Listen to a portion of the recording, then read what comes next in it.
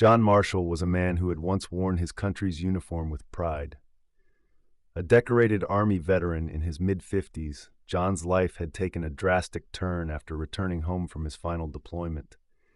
His years of service had left him with scars, both visible and hidden, and after struggling to adjust to civilian life, John found himself living on the streets of Pinewood, a small but bustling city.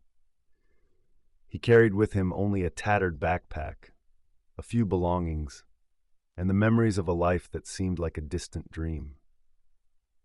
John wasn't a beggar. He refused to be.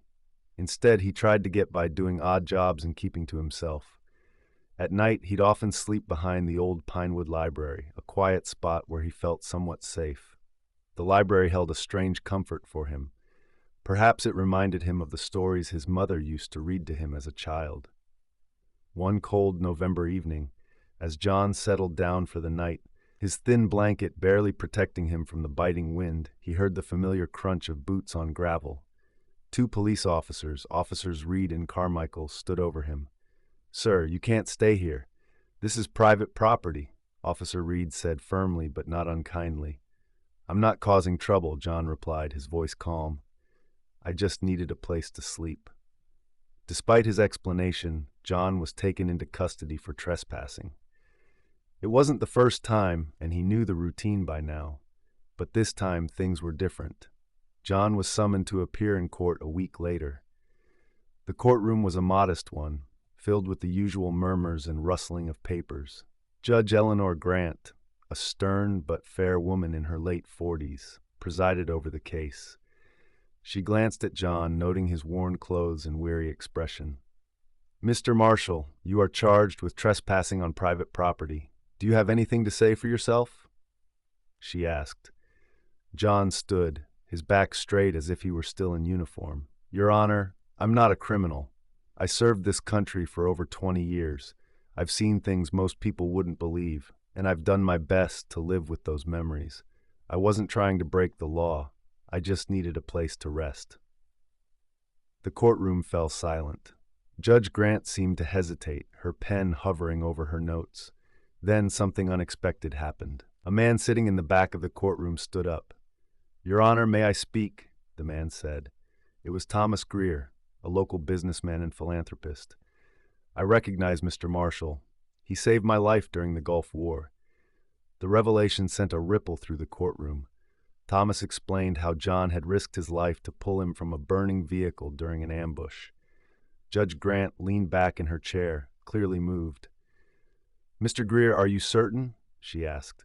"Without a doubt," Thomas replied. Instead of sentencing John, Judge Grant ordered a full investigation into his background. She also directed Thomas Greer to help John find immediate shelter. As the story unfolded, local news outlets caught wind of it, and John's story quickly went viral. People were outraged that a hero like him had been left to fend for himself on the streets.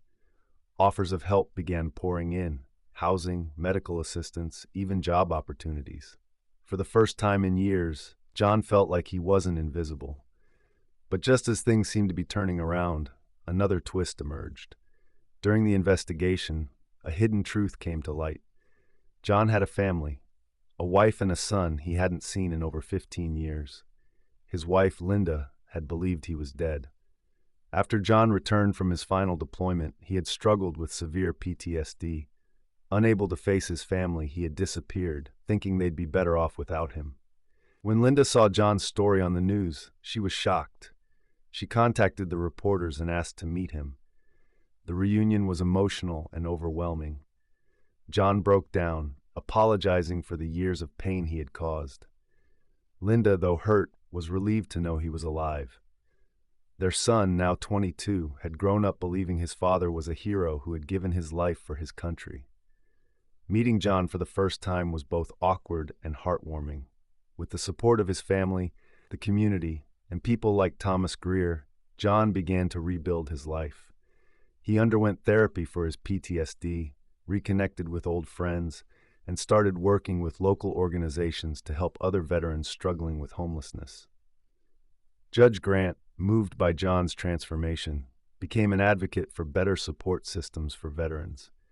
She often cited John's case as an example of how society had failed its heroes and how it could do better. John's story became a beacon of hope, a reminder that it's never too late to turn your life around. He often said, "I'm proof that even when you hit rock bottom, there's a way back up. You just need someone to believe in you."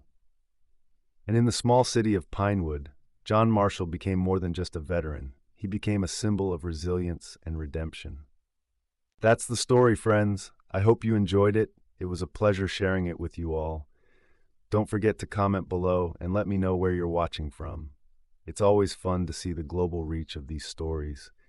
And if you haven't already, please hit that subscribe button for more amazing stories, tips, and tricks. Thank you for watching, and I'll see you in the next one. Bye.